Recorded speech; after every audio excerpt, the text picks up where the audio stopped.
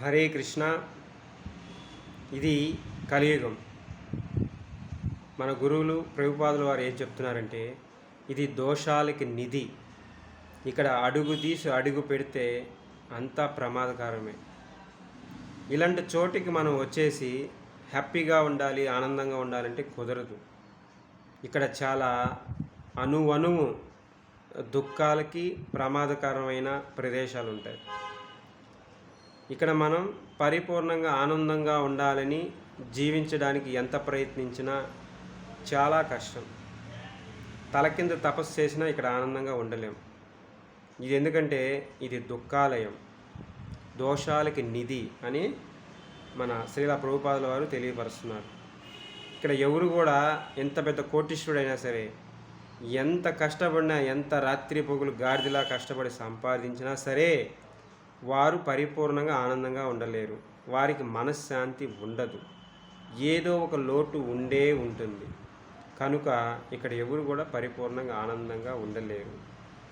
రెండోది ఏంటంటే, పరిపూర్ణంగా ఎవరు కూడా ప్రేమించలేరు, ప్రేమించబడలేరు. ఇక్కడంతా అశాశ్వతమే. ప్రేమ అంటే ఎదుటి వారిని మనం ప్రేమిస్తున్నామంటే ఆ ఎదుటి వ్యక్తికి మనకు త్యాగం చేసే గుణం ఉంటేనే వారిని మనం ప్రేమిస్తున్నామని అర్థం. ఊరికే నేను నిన్ను ప్రేమిస్తున్నానంటే కుదరదు. నీకు త్యాగం చేసే గుణం ఉంటేనే, ఆ వ్యక్తి కోసం నిరంతరం నీకు త్యాగం చేసే గుణం ఉంటేనే నువ్వు ప్రేమిస్తున్నావని అర్థం. ఊరికే చెప్పేస్తే కుదరదు. నమ్మకండి. నేను నిన్ను ప్రేమిస్తున్నాను అంటే ఎవరిని నమ్మకండి. అక్కడ త్యాగం చేసే గుణం ఉంటేనే నిన్ను ప్రేమిస్తున్నాడు అని అర్థం. అది కేవలం ఏ జీవులో అయినా ఒక తల్లిదండ్రులకు మాత్రమే ఉంటుంది త్యాగం చేసే గుణం.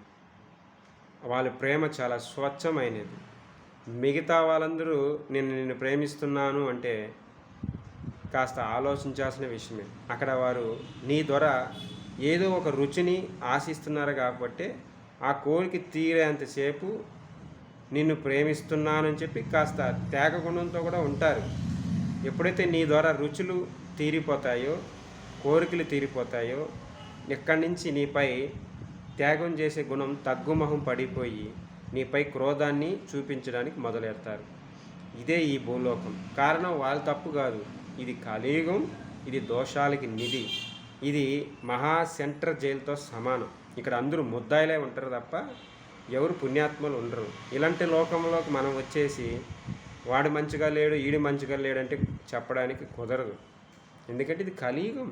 వాళ్ళ తప్పేం లేదు. కలిపురుషుడు పరిపాలిస్తున్నాడు కాబట్టి ఆయన యొక్క ప్రభావం వాళ్ళ మీద పడుతుంది కాబట్టి వారు అలా ప్రవర్తిస్తున్నారు. అయితే ఆ ప్రభావం మన మీద పడకుండా మనం గొప్ప మనిషిగా జీవించాలంటే దీనికి ఇస్కాన్ ఎన్నో నియమాలు చెప్పుంది. ఆ నియమాలు మీరు ఆచరిస్తే కలిపురుషుడు యొక్క ప్రభావం మీ మీద పడదు. మీరు ఉత్తమ మనిషిగా జీవించవచ్చు. రెండోది, మీరు ప్రతి నిమిషం పరిపూర్ణమైన ఆనందంగా జీవించవచ్చు. దీనికి గాడిదలాగా కష్టపడాల్సిన అవసరమే లేదు. దీనికి మార్గం ఒక ఇస్కాన్లోనే మాత్రమే దొరుకుతుంది. మన శ్రీకాళహస్తి ముత్యాలమ్మ గుడి వీధి నందున ఇస్కాన్ టెంపుల్ ఉన్నది. ప్రతి ఆదివారం మధ్యాహ్నం 12 గంటలకి సత్సంగం ఉంటుంది, మహాప్రసాదం ఉంటుంది.